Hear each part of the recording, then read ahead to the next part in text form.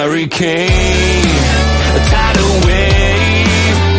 Essence perfect, life looks brilliant. Give me more of this. I'm out of control, about to blow, and I've been caught in the undertow. So toxic, but I can't get enough.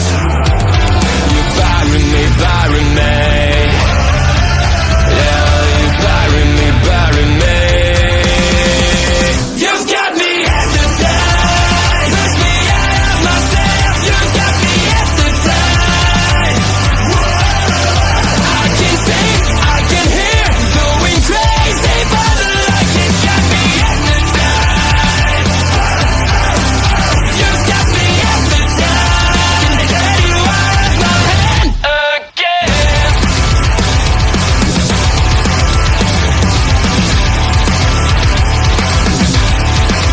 Is it wrong? Is it right? It's like I've won my final war without a fight. I'm out of control, about to blow. I've been caught in the undertow. So toxic, but I can't get enough. You bury me, bury me. I know you bury me, bury me. You've got me hypnotized. Push me out of myself. You've got me hypnotized. I can see, I can hear, going crazy, but the light has got me hypnotized. You've got me hypnotized. Can get you out of my head. Get you out of my head. Always do it on my own, so I gotta get through it. And the only thing I know is to love what I'm doing. Never give up, never slow, till I finally prove it. Never listen to the no's, I just wanna keep moving. Keep my head up when I act, head up, that's a fact. Never looking back, I'ma keep myself on track. Keep my head up, staying strong, always moving on. Feel I don't belong, tell my thoughts to move along. Push myself to be the best, die with no regrets. Live with every breath, see my message start to spread. And I had so many dreams, then you hit your teens. Life ain't really what it seems, try to find out what it means. Hello, everyone, and welcome to the Electrifying Ole Post Show.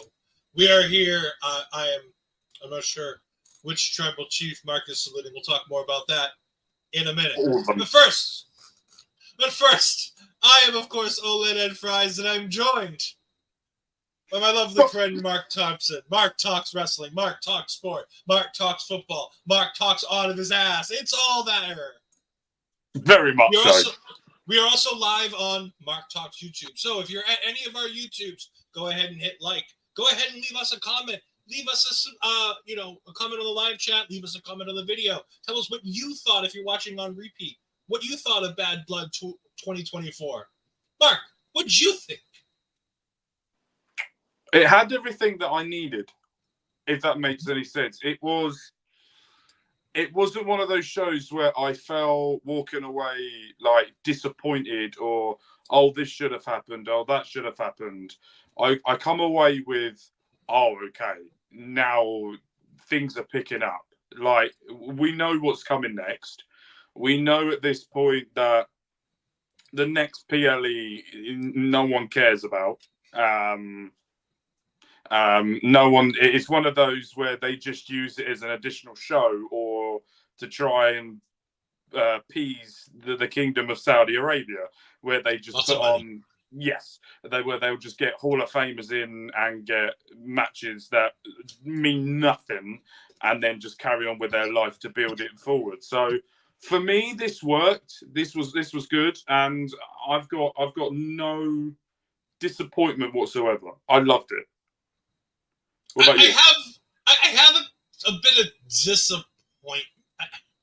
I have some things that I didn't love about the show, but overall, I thought everything was really good. I thought it was a high-quality pay-per-view. Nice 6 p.m. start time here in the East. We're here at 9:30. We'll be done by 10:30, and I can go enjoy the rest of my Saturday night. Yeah. We're not doing this at midnight, 1 o'clock a.m. if we were doing this on the other side.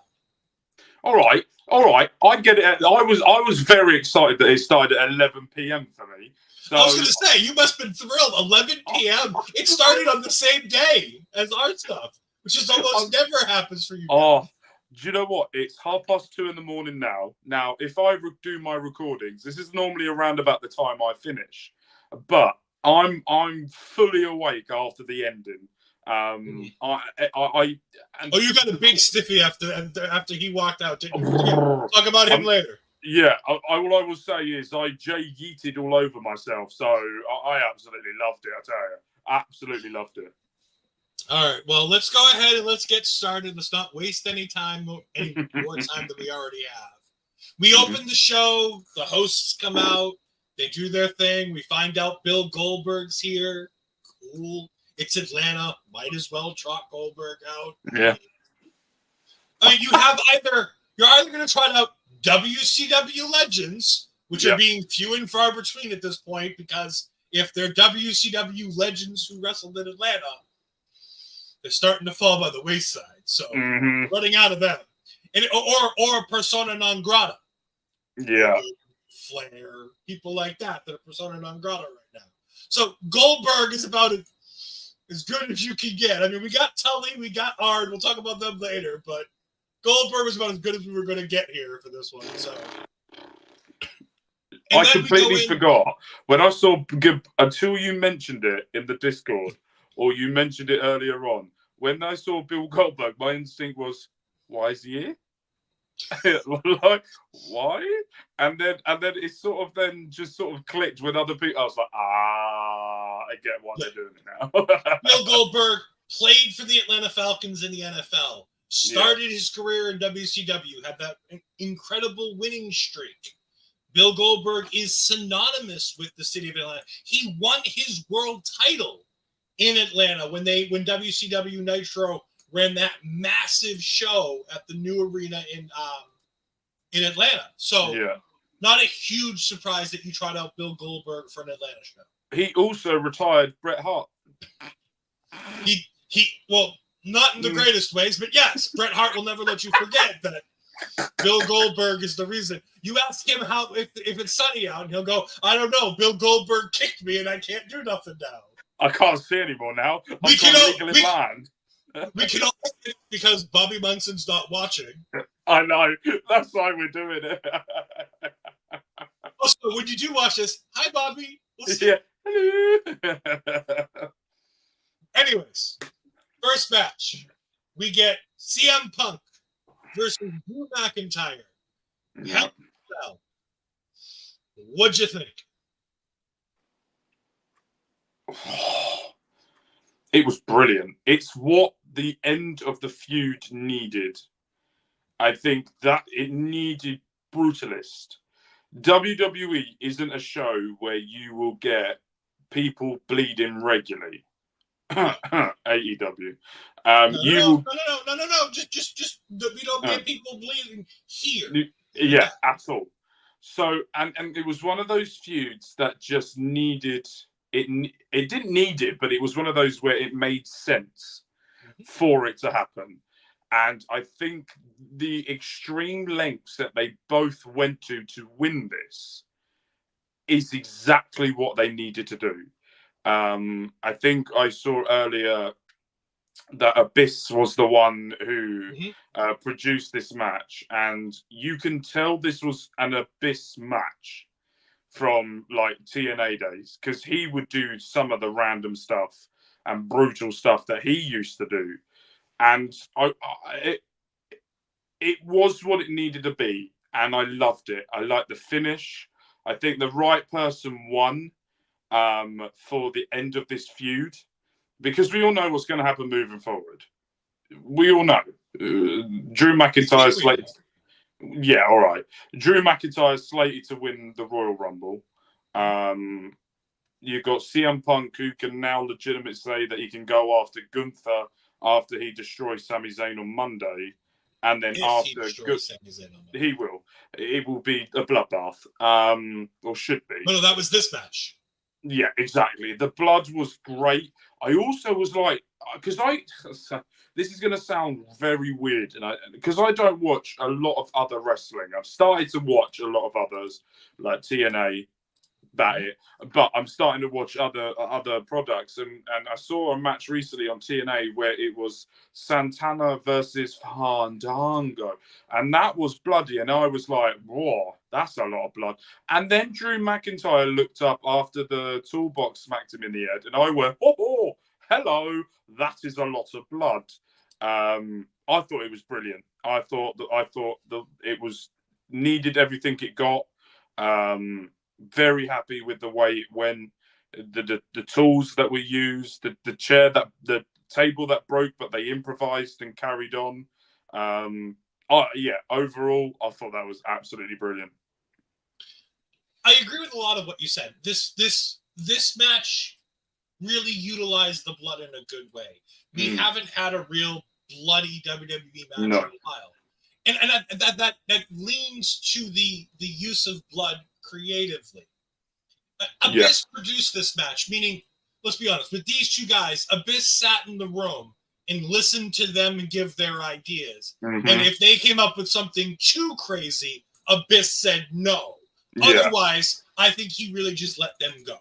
Like, don't get me wrong, I'm not trying to take anything away from Chris Parks. He is a brilliant wrestling mind, especially in the hardcore style.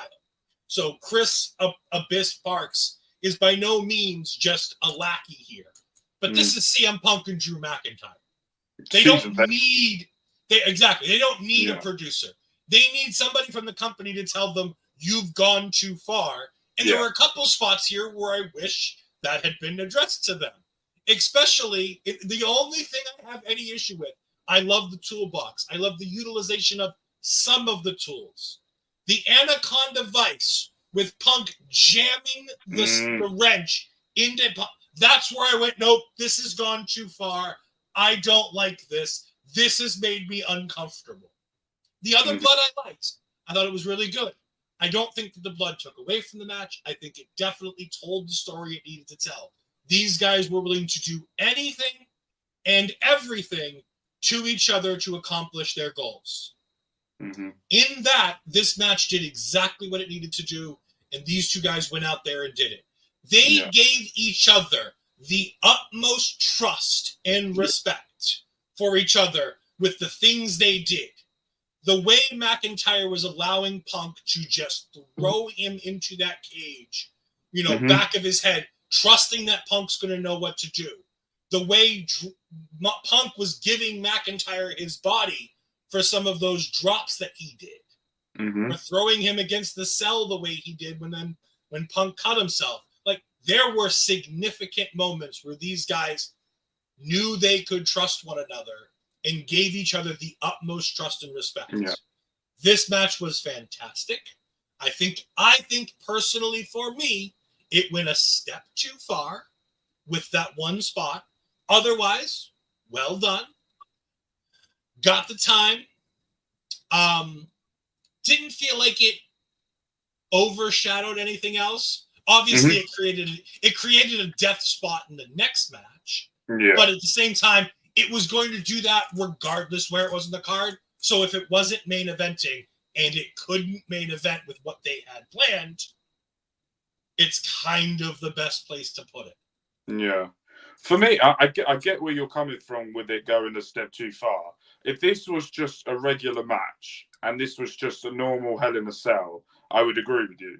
But I think because of what these two have done to each other and been through, I think they needed to go that extra step a bit too far because they needed to make people at home feel uncomfortable, in my opinion. Because what they're trying to do and what they're trying to come across is, I'm going to kill you to win this title. And then the Claymore where Drew hit the steps that was in the ring, he missed or he timed that, I don't know which one it is, perfectly, where he sort of just arched on it. And when I first saw it, it looked like he hit the corner of it, the bit. And I went, oh, that is going to sting. But do you know what? The bit that I loved as well, more than anything, was the end. After the end, you have Drew being able to walk out on his own. Punk couldn't. He had to have doctors.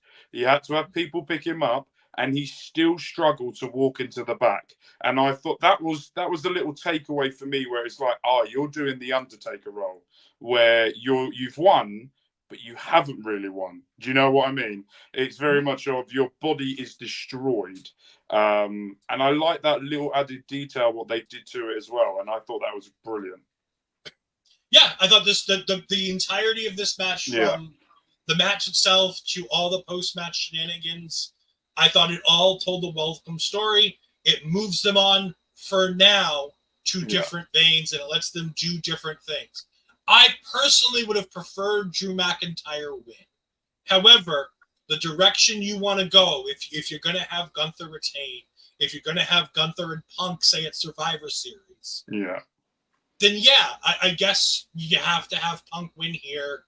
As long as Drew's getting something on the back end of this, on top of a nice lengthy vacation. Yeah. As long as Drew get first, please give Drew a lengthy vacation here for a couple months. Like, let's not see Drew. I presumed he was, because of the films that he's been doing, or the stuff that he's got coming up. It came out and it bombed. It came out and bombed. Oh, did it not do well? Oh no, it did historically that. Uh-oh. Him and Batista did not help that film in any way, shape, or form. It did. Yeah, but Batista's great, so it doesn't matter. Oh, I agree. Batista's great. All right, we're gonna move on, but we do have a comment from our friend Ahmed Ali Al-Assad. I believe I pronounced that right. There was a red shirt hand in the entranceway when The Rock came out. There was indeed. I did notice that. He is Team Bloodline, and I think he's Team Toxic Bloodline, Team Bad Bloodline, Team Terrible Bloodline. But we'll talk about that more later. There was a red shirt? Yeah, there was a hint of a red hand, I believe, at the end of the show when The Rock was coming out. Oh, well, I'm going to have a look at this now. I'm going to go see if I can find it. Either way, I didn't see any of that. We're going to move on. They did, I believe this is where they did a segment up in the VIP lounge where Jey Uso was eating and yeeting with some people in the back. We had all kinds of legends in the box. We talked to Bianca. We talked to Jade. We talked to Naomi. Naomi said that she hopes that Bayley wins. And Bianca was like, sure. Go for it, Bayley. In the most non-convincing way. And Naomi just gives her this look. I can't wait for the day that Bianca gets to turn heel. Mm-hmm. I think it's going to be great. I know everybody thinks it's going to be Jade. I really want it to be Bianca. I think she needs a heel turn. She's needed it for a while. And I think pairing her back with the Street Profits as all heels can be a lot of fun on that SmackDown roster. We then get into Bayley versus Nia Jax. And I'll admit, Nia Jax has looked the best she's ever looked. She really has. Physically, in the ring, with her ring work, everything. Everything that Nia Jax is doing is the best it's ever been. However,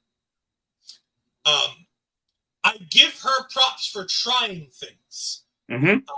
That Hurricanrana that she tried to do, I give her credit for. It didn't work. There were a couple of times in this match where I thought Nia's size worked against them.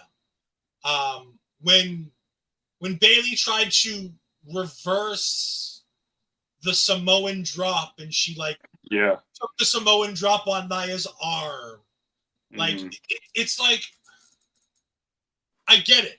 But you know what? Nia's doing the best work of her career. Oh, yeah. And the moment of all moments is Nia accidentally gets kicked onto poor Jessica Carr. Poor Jess is laid out a little bit here. And Tiffy comes out. And you know what? I've put us in a specific brand so I can I gathered. All I have to say now is it's Tiffy time. Although it wasn't quite Tiffy time. Because she drops the briefcase. And Jessica starts to come back to life. And Jessica's holding the briefcase. And Tiffany at this point has reconsidered about cashing it in. And she's trying to take the briefcase back. Because she looks For a long moment, she looks. But she didn't bring a referee with her, which was her first mistake. Bad, Tiffy. You should know better. You always bring your own referee if you're going to cash in. But she didn't. And she gets caught red-handed when Nia Jax does her best Undertaker impersonation and sits up, eyes open, staring at Tiffany, just looking at her like, how dare you? Because Tiffy's caught red-handed, hands in the cookie jar, holding the briefcase seemingly to Nia, handing it to Jessica when she's trying to take it from Jessica. This was all played out perfectly. I can't wait for when Tiffany does cash in. It's nice to see a ladies' money in the bank person holding this briefcase and having some intrigue. I think the last time somebody held it this long was probably Bayley, and before that, Carmella. Oh, and I think Carmella might have been one of the first. Yes, with women. Yeah. The men, they always give the men the ability to hold these things for 10 years. Until but the women are WrestleMania. always like a week to 3 weeks after they've won this match. They typically are forced to cash in, it seems. With the exception of, like I said, Carmella held it for like 250 some odd days.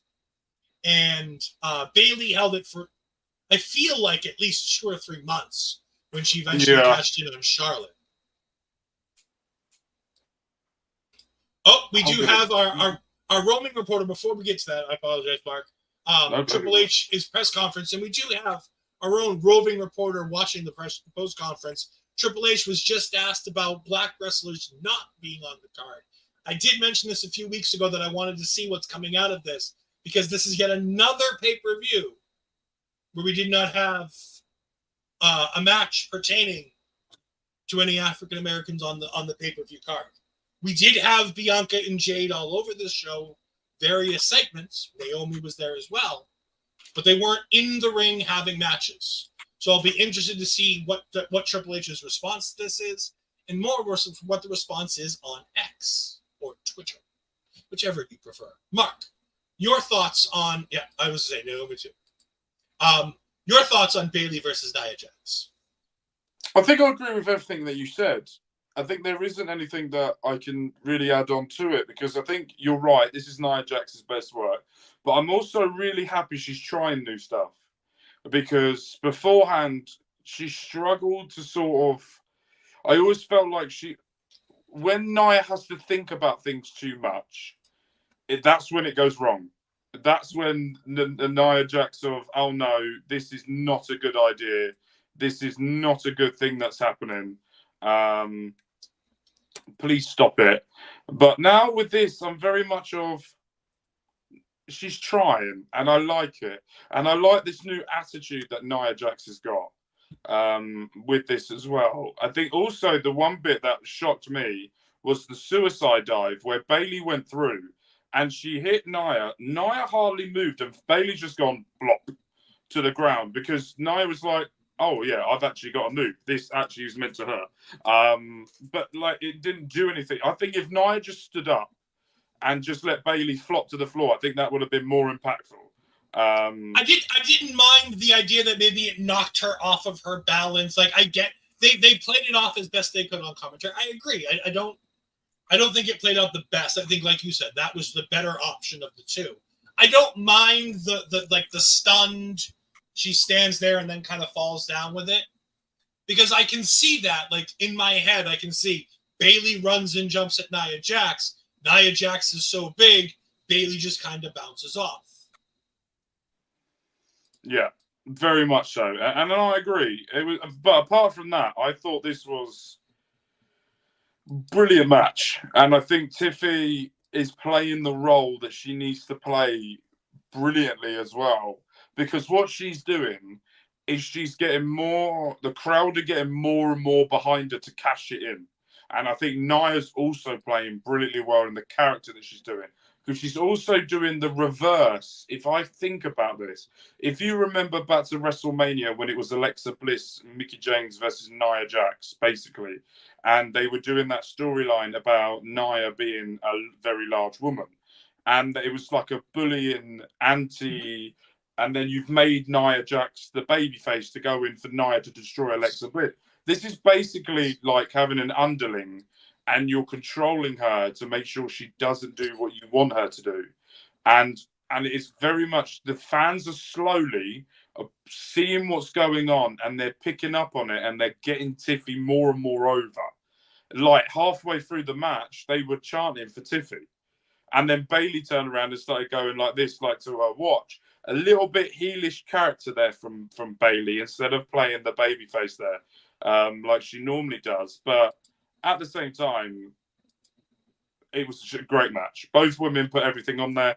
Bayley, you see this right. We're not really talking about how good Bayley is because she's always been that good at what she does.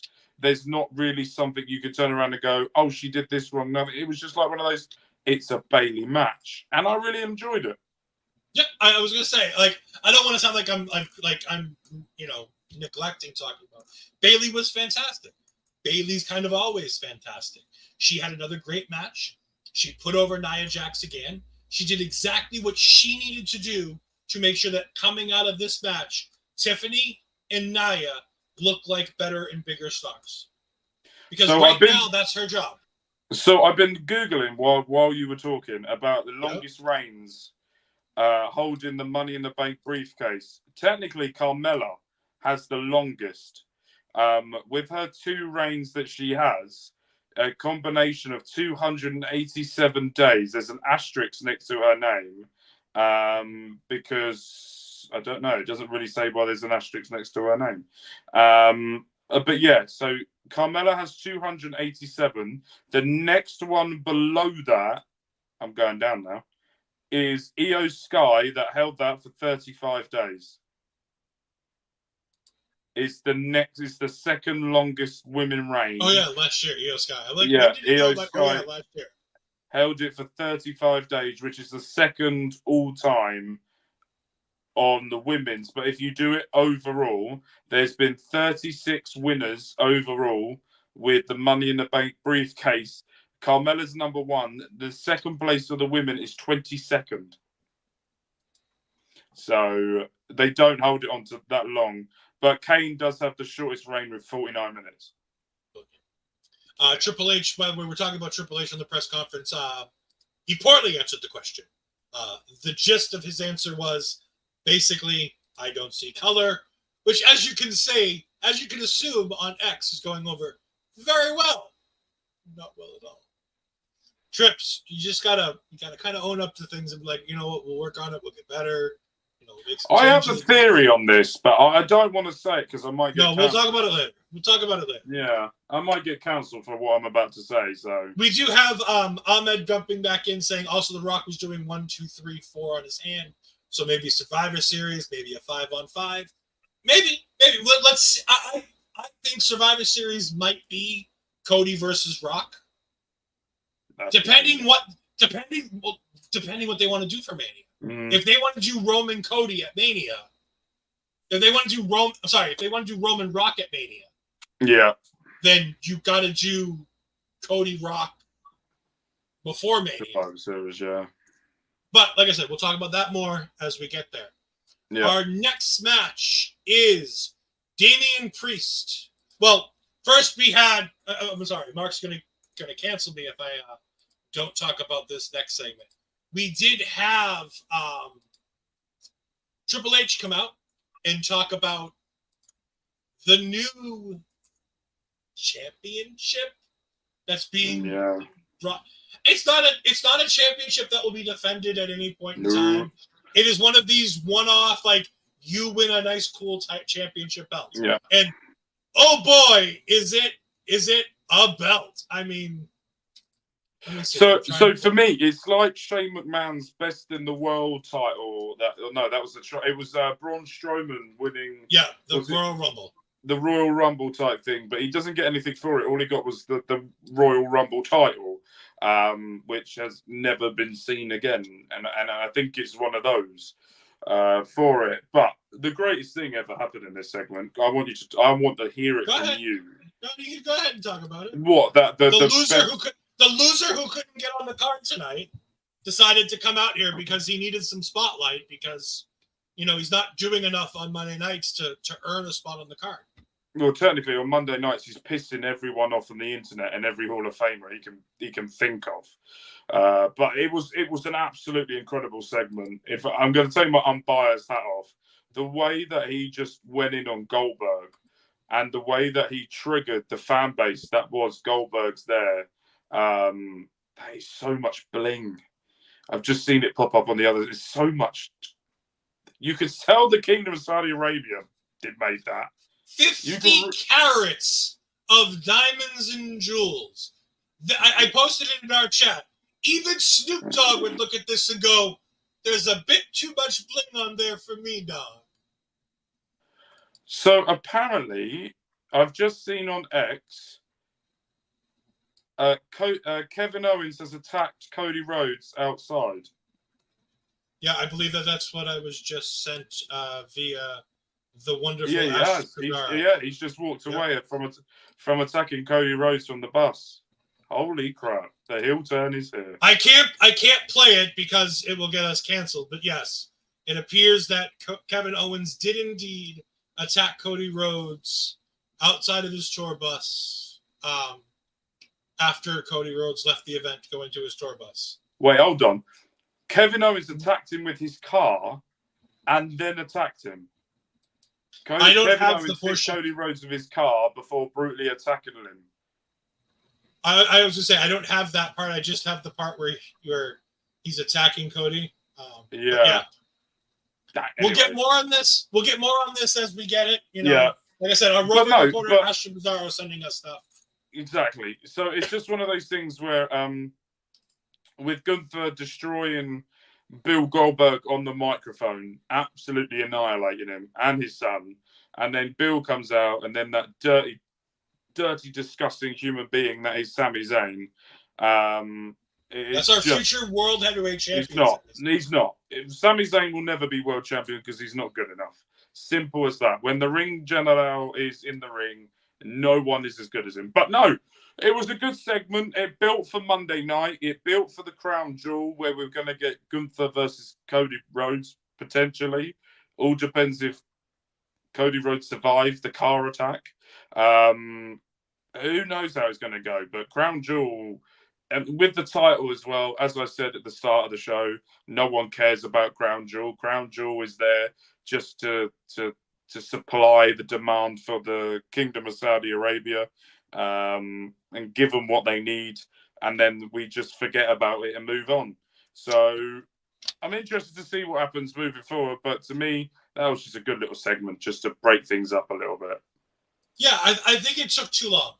The only thing I would say about this is it took way too long to do what they did, to just have Sami, like, it's basically a promo for tomorrow night's match, which is great. I love it, but it took a little while to get there.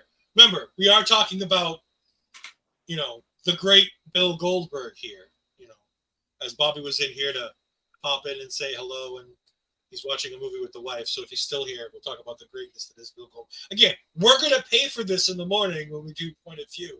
Tomorrow morning, 11 a.m. Eastern time, we're back to normal. So don't you worry about that. We'll pay for that when we get there. Yeah, absolutely. But again, basically what came out of this is this monstrosity is going to be given to one man and one woman who wins a champion versus champion match where neither title is on the line. So if this match were being penciled in right now, it would be Cody Rhodes taking on Gunther, and it would be Liv Morgan taking on Nia Jax. Obviously, something's got to change on the women's side for that, because it's two heels, and I don't think that's what's going to happen come Saudi Arabia. So yeah. I think that side of that might change. Face versus heel with Cody versus Gunther, that match probably stays intact as is for Saudi. Yeah, I am interested to see what they're going to do, because you can't have either of them lose. Yeah. This is the one thing that I don't like when you've got two brands with championships and they have to go against each other, because whoever loses is going to come out as the weaker champion. Do you know what I mean? It's very much of, I don't want to see Gunther lose, but if you're going to go by fan interaction and you're going to go by supplying the demand, Cody Rhodes has to win. But Cody Rhodes might not even make it to Crown Jewel because he's just been run over and then beaten up. Like, I've also just saw Tom Colicue tweet Gunther versus Goldberg at Survivor Series. I would no, we don't. No, That's an engagement from Tom. He's trying to stop it, Tom. test the waters. Don't even put it in the air. Don't. Just so we're clear, that's not a report from Tom Colicue. No, that is simply a tweet with a question mark at the end, if I remember correctly. Yeah, it was. It was just literally a tweet, but just so we're not going to disgrace the good name of Tom Colicue by saying he's reporting that match is happening. It's just he's just tweeted it. So I don't want to even know about it. Hello, Mike. Thank you for joining us. We greatly appreciate you bopping in. Which Goldberg might be Cage? To be fair, you say that the Rock's family don't lose. Well, the main event, one half did. So somebody had to lose for the Rock side on that. Anyways, moving on. We do now move on to something that Asher is very excited about. DP. She's talking about Damian Priest. Damian Priest taking on... Yeah, no. Bad Mark. Bad Mark. You're getting a timeout for that one, Mark. I'll go ahead and give myself this screen for now. Bad Mark. But no. Damian Priest taking on Finn Balor here. So we're both in agreement. So I'm going to go ahead and talk about this, and I'll let you go ahead and kind of chime in with what you think. But you and I are in agreement. This is a really good match from start to finish for the most part. They do a lot of really good things. I thought it was a really well-told story until the double foot stomps in the back. I don't like that. I don't mind the double foot stomps in the back of the head. I like that as a spot. However, to then have Damian Priest stand up and be able to choke slam Finn Balor literally 10 seconds later, that's where I drew the line. Is that's not necessarily good storytelling. Right? I completely agree. I completely and utterly agree. I like the match. I like to troll Astrid about Damian Priest because it's fun. And also, she's turned full heel on me today. So she deserves it. I mean, she's treated you the way you deserve to be treated today. Let's be honest. Absolutely. But I didn't expect it. So it was a bit of a shock to the system there, and not the Undisputed Era type. But by the way, for those that don't know what's going on, what we're talking about in the Discord where people can't see this. She was being very rude to me. Very rude to me. She was telling you exactly like it is. No, I'm speaking to my point about.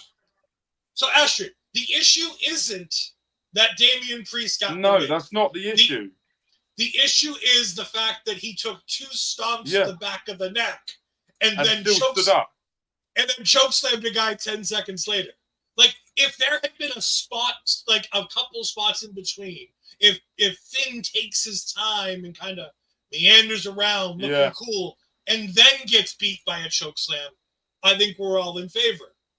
Yeah. I don't mind that Finn lost. I think that was the right call to make. I'm surprised it's the call they made, but I'm not upset about it. Mm-hmm. I'm saying this is going to come up. Maybe. But again, it's not. The bigger problem isn't that they failed to help him win. It's that Damian looked too Superman-y. Yeah.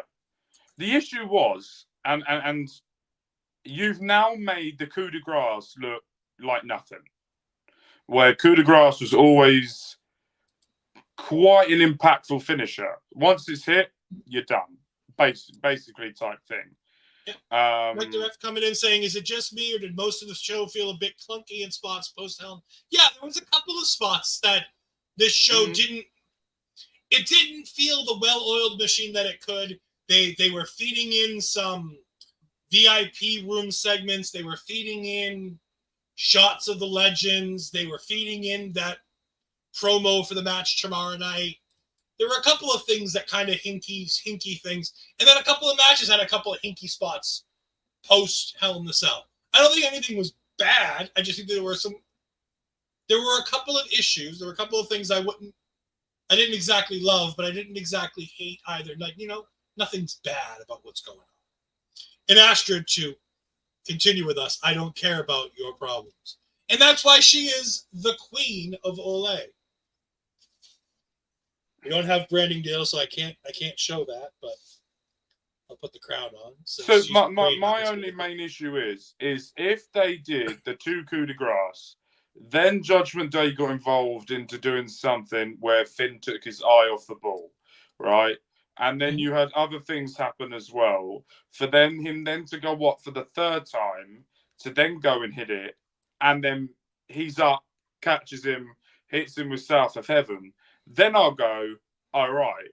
But when you've done 2 coup de grace to the back of the head, where he's standing up and then hit it, it very much feels like, no. That's a terrible decision because it makes coup de grace look weak. It doesn't help build the story moving forward. And now you've just got, Finn Balor has to go, well, I'm going to have to use the 1916 again because the coup de grace is just weak as anything now, in my opinion. And then we move on. We got a segment in between again as we went ahead to, and again, I think this is the Chelsea Green segment, I believe. Yeah, which she smelled. Yeah. I mean, it's funny. It's fine, but we're going to get this for the best of it was on SmackDown. Everything else since SmackDown is just going to be lesser than.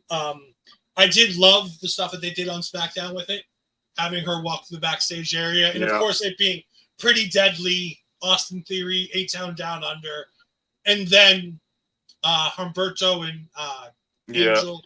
Like, it's the perfect set of, like, we're pretty people. We would normally really associate with you, but you stink right now, so we don't want to. Like, it was so good.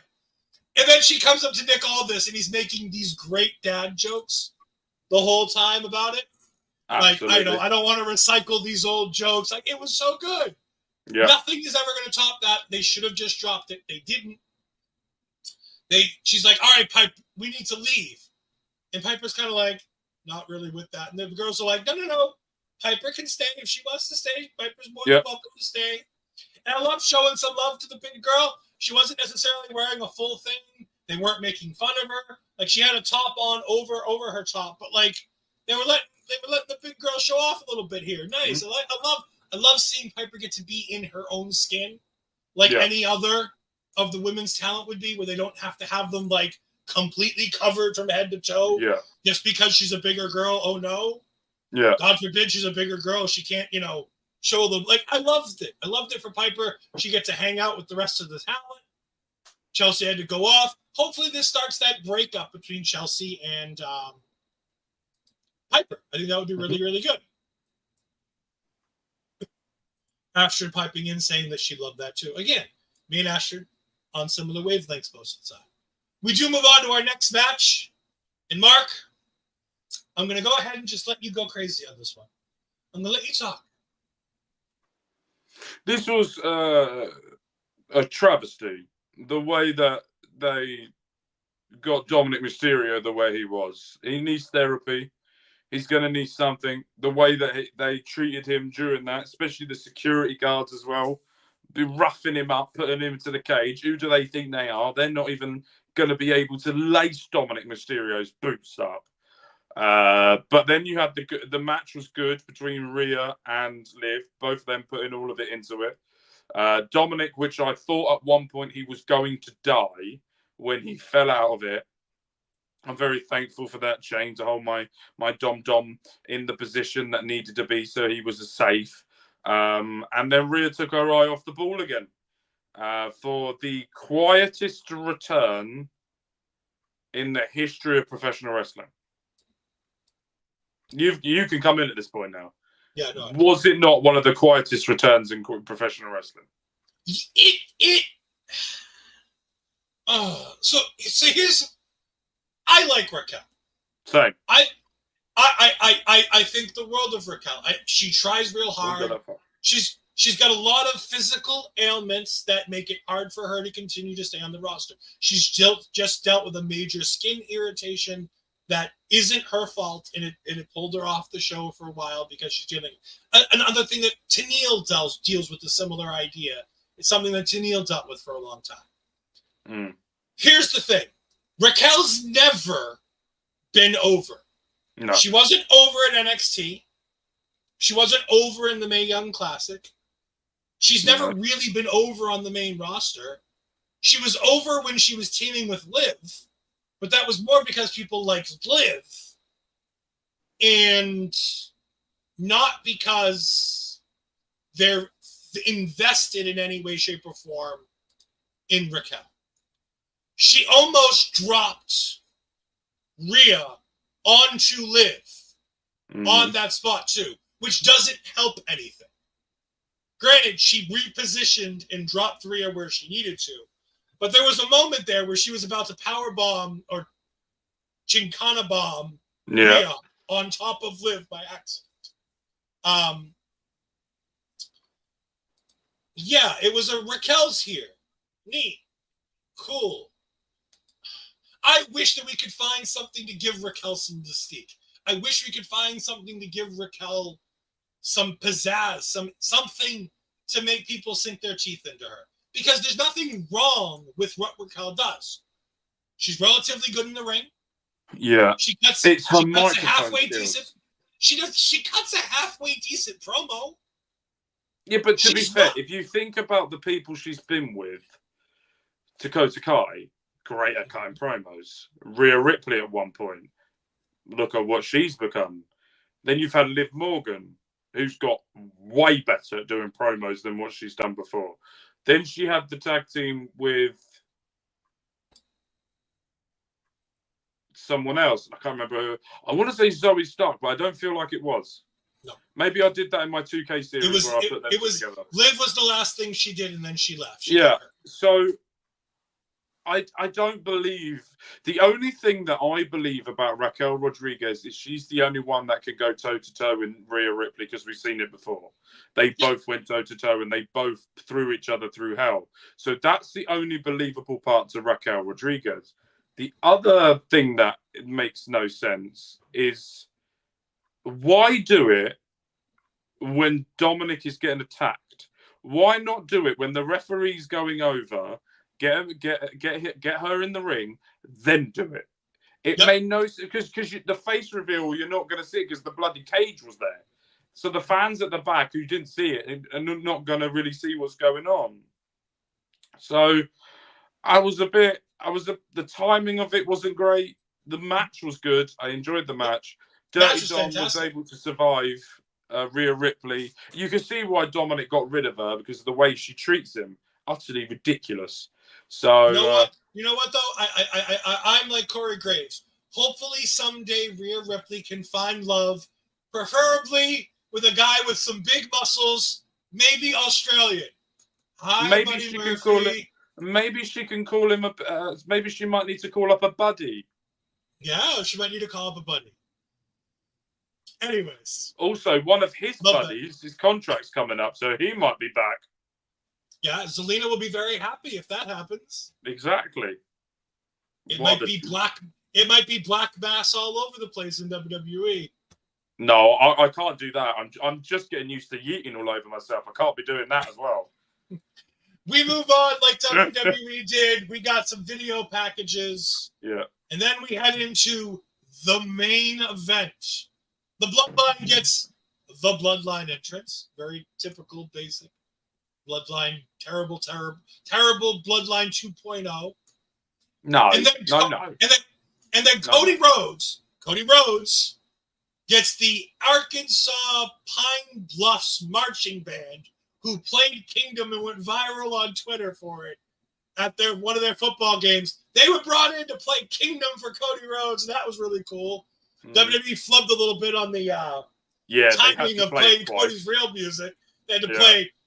They just wanted to really get over the point that there's more than one royal family, considering we had two royal families in this match. I'm just going to point out as well, I'm going to point out as well, this so-called real world champion had to have it twice. Gunther only had one at one time. Only needs one because it's that special. There you go. Carry on. But Gunther's also a loser who can't get booked on the card. So, Cody Rhodes has to be in a tag team and doesn't defend it. The bum's only being carried by Roman Reigns. I mean, he's there with the OTC, who got a fantastic entrance. To be fair, he just got destroyed in the parking lot. By the way, that parking lot better not be as dangerous as NXT's. They cannot start doing that now, WWE. It seems like it's going to be everywhere. We also do have a brand new Final Boss promo that you've put in the chat. Again, we can't show that here, but definitely go ahead and check it out. Our AEW friend Mike the Ref says that Black Mass put on some black ink on a piece of paper lately. Did he? No. I've not seen that reported anywhere. No, there's no way that man. Aleister Black has re-signed with AEW. If true, no way. I know there's a way if they throw a bunch of money at him. Do you know what? Do you know what else could be really wrong as well? Is if the superstars' contracts are up and they're ready to leave, and then you then decide because they've had a little bit of an injury to extend that for a year, just for no reason whatsoever. No. We of all people can't throw that stone. We can now. We can now because he's gone. He's gone. We can now. No. As WWE fans, we are not allowed to throw the injury time stone. We created that fucking stone. We created that stone. We can't sit here and fucking talk about people using that. No, but what we've got to remember, what you've got to do is, that was the dementia era, right? We forget about that. It's all about now. No. As much as I'd like to believe it, it's no. We don't get there. There are a few stones in this world we can't throw. That's one of them. But Cody Rhodes, Roman Reigns, on Solo Sikoa and Jacob Fatu. The match is fine. Jacob Fatu is being treated like a fucking god, and I love it. Tongaloa, no, you guys are henchmen. Jacob Fatu is being treated like a proper superstar. Yeah. He is a superstar that they are building. The way he took things in this match, he takes the disaster kick from Cody Rhodes, literally throws the next piece of offense instead. He runs himself through a barricade, and he's the one who gets up and starts throwing the chairs around. Not Cody, Jacob. It takes Cody hitting a crossroads on the outside. Jacob's still moving. So he beats him down a little bit more and puts him through a table while looking at Roman and saying, "You've got this now, right?" And he jumps off there and takes out Jacob Fatu. They are making Jacob Fatu feel important. Yeah. They're making Jacob Fatu feel like a big deal. They know he's a star in the making. Commentary puts him over. The way they're booking his matches puts him over. And it's not no-selling in a bad way. They're building a character who needs to take more offense to beat down. And as people get used to him, he'll start taking more of that offense more easily. But I like how right here, right now, they're making it clear that Jacob Fatu is tougher than most. And the little things that you typically do don't work. Mike also says that the new stage of the Bloodline story is booked as well as Bobby's booking in 2K24 compared to what Mark books. And I don't know if that's a compliment or an insult. I do know that Bobby Munson is the champion of the 2K24 Season 2. And Mark Robson was third. Second. You were second? Yeah, Lauren was last. But only you voted for you. How can No, I think I had one vote. But yeah, I come second overall. Oh, okay, it was an insult because Mark deserves better. Well, Mike has obviously been drinking. He's in Canada. He's been drinking. He's not thinking clearly here, talking about Mark deserving better. This match was great, though. I love what they did here. We get Roman's about to win the match now that Cody's taking out Jacob Fatu. Nope. The Tongans are on the outside. Who takes out the Tongans? A masked man. Who is that masked man? Back from the dead because of the prayers of the fans from his father Rikishi's request. Jimmy Uso. Oh, you really thought I wasn't going to mention that on the air? That Rikishi was like, Jimmy's in a bad way, folks. We need his prayers. Like, come on. Come fucking on. I was going to absolutely mention that. Mike DeRef also says that he voted for Lauren since she was repping AEW, just for reference. Yeah, Roman gets the big win. We have Roman and Jimmy reunited. That's 2/4 of that's 2/4 of a Survivor Series team. But we've already kind of broken this, but we do have Wrestle Talk's own news girl and a friend of the channel, Amanda Savage. Thank you for jumping in here and telling us. I greatly appreciate it. It's news girl on the loose. KO just attacked Cody in the parking lot. No, you're more than welcome. You can stay. Any news you ever have to bring us, you can always feel free to jump in our chats and do it. We really do appreciate all that you do. And if you need a post show, attacked then drove away in a super cool car in front of a ton of people filming. If you ever want to get your thoughts on Monday Night Raw, since our local establishment doesn't do Raw reviews, what you should do is go over to bodyslam.net and give a slam chat to the besties, DC Hendricks and Miss Amanda Savage, as they cover Raw every single week on bodyslam.net right here on YouTube. So make sure you go ahead and give them a like. Give them a subscribe. Check them out tomorrow night when Sami Zayn dethrones that fraud Gunther for the World Championship in the main event tomorrow night's show. Mark, what were your thoughts on the main event here before we get to the final boss? It made Jacob Fatu a boss. Mm-hmm. If we're going to go with Rock, Cody at Survivor Series, then it has to be Fatu, Cody at Mania. That's where I would go with it. And if you're going to go Rock and Roman at Mania, where we all presume that that's where it might go at some point. I think they made... The one thing that annoyed me a little bit was the crowd chanting, "You can't wrestle to Solo," when we full well know he can. And I'm enjoying this new version of Solo Sikoa. And I think the role that he's playing, he's like the stopgap. So the way I look at this, right? So let's do this with the NFL reference, right? So I would class this as you've had your franchise quarterback in Roman Reigns. He's been traded or he's been released. You'll then got a stopgap until the guy that you drafted as your highest pick quarterback can come in. So Solo Sikoa right now is the middle gap before you give it to Jacob Fatu. Solo's playing that role so well that he's got people telling him to F you Solo during the crowd. And I think he's just done it really, really well. I didn't really like that, the way they did things on there. Solo plays it brilliantly. The Jimmy return back from the dead, Undertaker style. Jimmy is alive. We just need Paul Heyman to return at some point.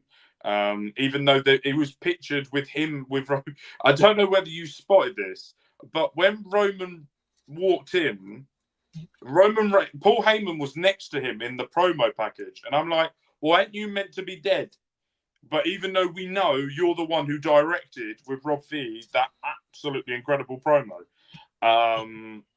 from it. But overall, I think the right winner won. I think it now leads to the Kingdom of Saudi Arabia, where Roman will obviously wrestle. Where I presume it's going to be 1-on-1 against Solo. Or it could be him versus Jacob Fatu. Who knows? But overall, I really, really enjoyed it. And then the biggest surprise of them all happened right at the end, where I was like, right, I've got to go and get my phone now to get ready to go and talk to Ed about what's going on. And as I pressed copy link, the music hit, and I went, oh, I'm yeeting all over myself. So that was my reaction to it. Absolutely brilliant. I thought it was great. I loved seeing Rock come back out. For those that don't know, Rock was in the area, not necessarily for the WWE show. I mean, obviously, he was here for this. Yeah. But another wonderful thing that he was able to do, there was a mass school shooting a little while ago in the United States. Rock went to their first football game that happened to be last night. Right. And he was there with the team. And he was there live. And he was a mere hour away from Atlanta where this happened. So The Rock was out there showing his support, meeting with those kids, took a nice picture for Twitter, all the fun stuff. But he went out there. That was another thing he did this weekend as opposed to just being here for Bad Blood. Yeah. Which is always good. You always got to shout out The Rock when he's doing the nice things. He may be the final boss, the heel. Yeah, but he might be the final boss in the heel whipping Cody Rhodes. But you know what? Yeah. It's nice to talk about the good things that people do. Yeah. Things like Kevin Owens going out into the crowd at the house show the other day for the girl who fighting cancer, and he gave her a big hug and gave her a signed T-shirt. Really, really great. Lots of good stuff going on. He won't be doing that anymore. I mean, he still might. I don't think he'll do it in arenas. I think he'll do it backstage. He won't do it in arenas anymore now. No, he won't do it in front of crowds anymore. No, he's very much the old school. When you'll heal all the time. But this was an electrifying Bad Blood. I really do think so. I thought it was electrifying. I thought the main event was good. I thought the wrestling and all the matches were good. Yeah. The main event delivered with the story. I think the fight and the blood and the story developed in the Hell in the Cell was great. I thought the other stories did well. We didn't end Liv Morgan and Rhea Ripley, unfortunately, which that won't end until like Royal Rumble or WrestleMania. I really don't want this to go to Mania. I really don't. I need this to. I have a feeling it will, and I think it will be a stipulation that one of them has to completely disappear to the other brand or something. That'd be nice. I mean, if Raw needs to get rid of Rhea Ripley, NXT will take her on with no issues. Because Rhea Ripley versus Julia, Rhea Ripley versus Delta, Rhea Ripley and Delta versus Julia and Stephanie McCoy. Like, just saying, I'll take it. But there's always been this thing where WWE want Bianca versus Rhea. Mm-hmm. They're going to have to do it soon. And I feel like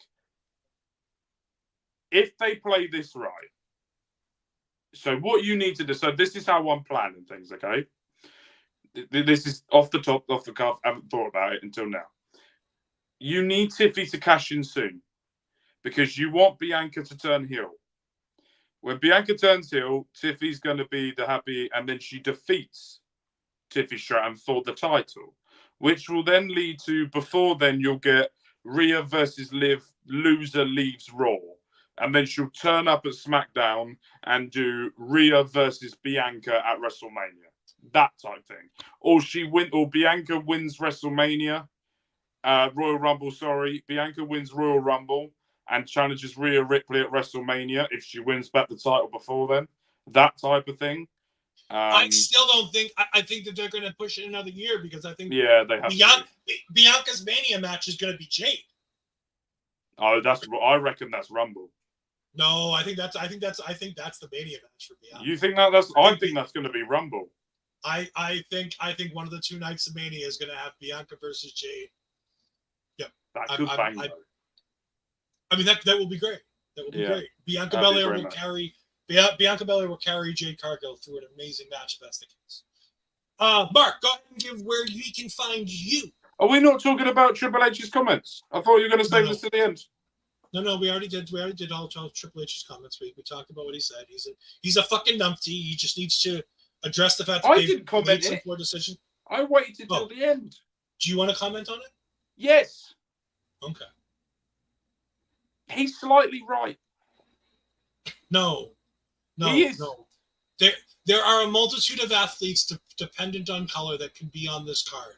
People like Carmelo Hayes could earn a spot on a card. Okay, so people like Bianca and Jade should be on a card like this. Against who? So Carmelo. I mean, you could have had Carmelo has been main evented SmackDown, I think, if With I'm AJ right, Styles. against Andrade. So that's the main event. Are we now just picking and choosing times of doing it? So here's the problem that I have. Okay, I'm going to voice what I think. This is the point of where I know I might get cancelled for. If the superstar isn't good enough, they shouldn't be there. Bobby Lashley, one trick pony, right? No. I've never been a Bobby Lashley fan. I will 100% hold my hands up. I get why people like him. I didn't like him as champion. I didn't like him the way he did things. I was bored of him, right?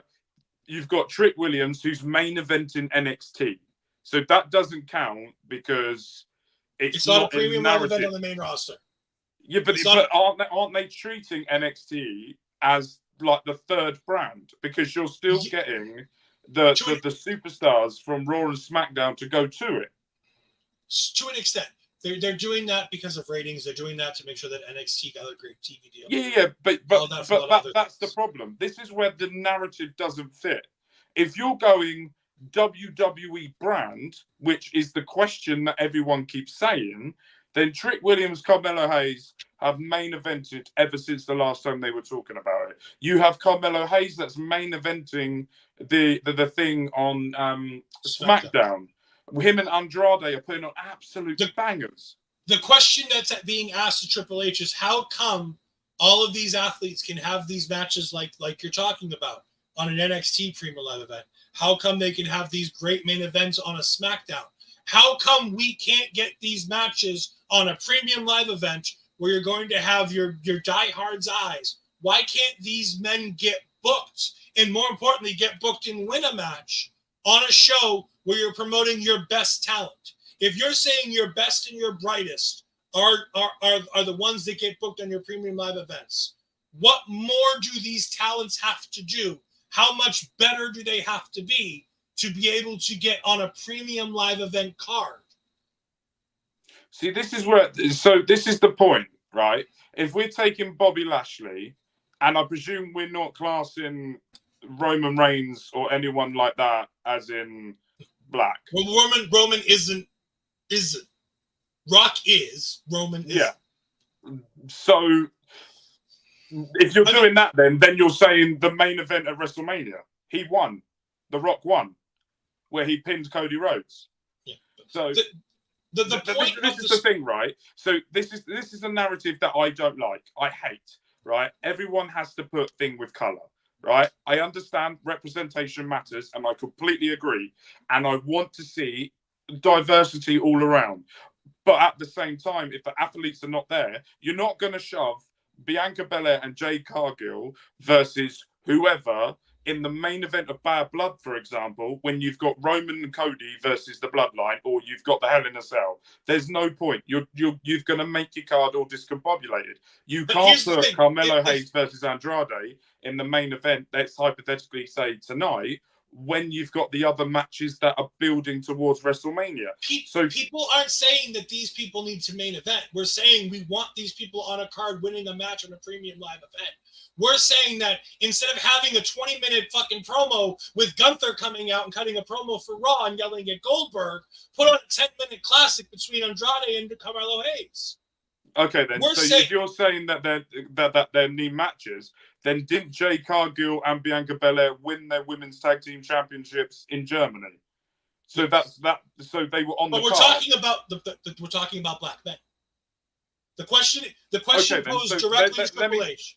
Okay, so let me rephrase this then, because this is the question posed to Triple H. I'm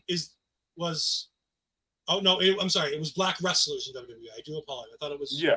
So this is the thing that I've been seeing around X. It's black wrestlers that are not getting on either the main event or on the PLE cards. But Jade Cargill and Bianca Belair are always on there.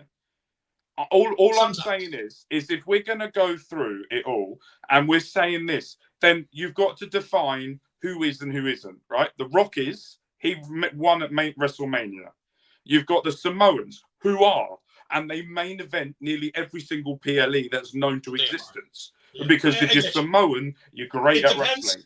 It does depend on where you cut the line. The bigger point is that people are starting to see a narrative develop. But I don't think there is a narrative. I think people are making a narrative. And that's the discussion that we're having. We're going to move on from this. We're going to agree to disagree. We're going to politely agree to disagree. Where can the people find you? I'm everywhere. Mark Talks Wrestling. I've got my WWE 2K24 series coming out, or is out. The season 3 has started. Mark Talks Football. I've got my Football Manager 24 save. We've just left Tottenham Hotspur. We're now trying to look for a new job. And Mark Talks Gaming, I've got F1 Manager 24, trying to be the best of what we can do. And also earlier on today and earlier on this week, I did 2 interviews this week where I interviewed Papa Smokes on Tuesday via phone call. It all went completely wrong for Papa Smokes, but we found a way through it. And earlier on today, we had a really great interview with Bobby Money Munson, where he talked about the struggles he's gone through in life and how he's got to where he is today. So make sure you go and check them out. That was the last in the series of me interviewing people on a weekly basis. For now, but it will come back. We're doing different things. But that was to do with the OLE family. There's a couple of people who I haven't been able to interview yet, which I will do. But next week, next Saturday, 10 p.m. UK time, 5 p.m. Eastern, Bobby Munson will be interviewing moi. So, yes. So just don't bother watching, folks. Exactly. A lot of bollocks is going to come out of my mouth. STG, damn, I'm late. I missed it. You did indeed, STG, miss the entire show. We'll be talking more about a lot of this when we go ahead and talk about this tomorrow on Point of View. We're going to be talking about this show. We're going to be talking about football. We're going to be talking about the NFL. Talking about a whole bunch of things. I can't wait for everybody to blow Mark up. Okay, fair enough. Go check out Mark, a very smart and well-distinct. Again, Mike's been drinking.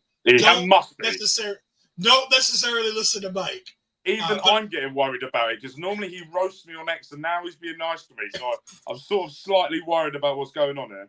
You can go ahead and find me on Twitter at EdFries12584. You can find me on the Twitch at twitch.tv/EdFries2002. You can go ahead and find me every Tuesday night with the queen of Ole, Astrid Bizarros. We talk all things NXT. This week we got Andre C, or at least 2/3 of them, joining us to talk about the second of the CW shows, the big show that head-to-head with Dynamite in the 9 to 10 o'clock hour, as we go ahead and we see the St. Louis show, which is, of the amounts card so far, we are going to be getting Bianca Belair, Kalani Jordan, and Jade Cargill taking on Terrible Toxic. Yeah. We have A-Town Down Under challenging for the NXT Tag Team Championships against Naxium, not Fraxium. Yep. Sorry, WWE, your name sucks. Our name is better. Naxium.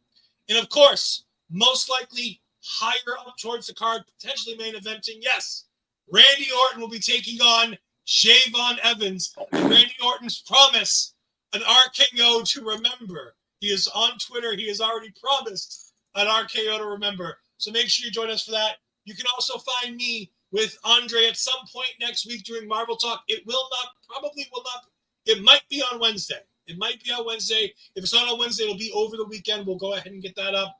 We're talking Agatha All Along. We'll be on episode 5. If you want to know what happened on Agatha All Along this week, go ahead and jump back on the YouTubes here to find out the show that we did last night with Bobby Money Munson.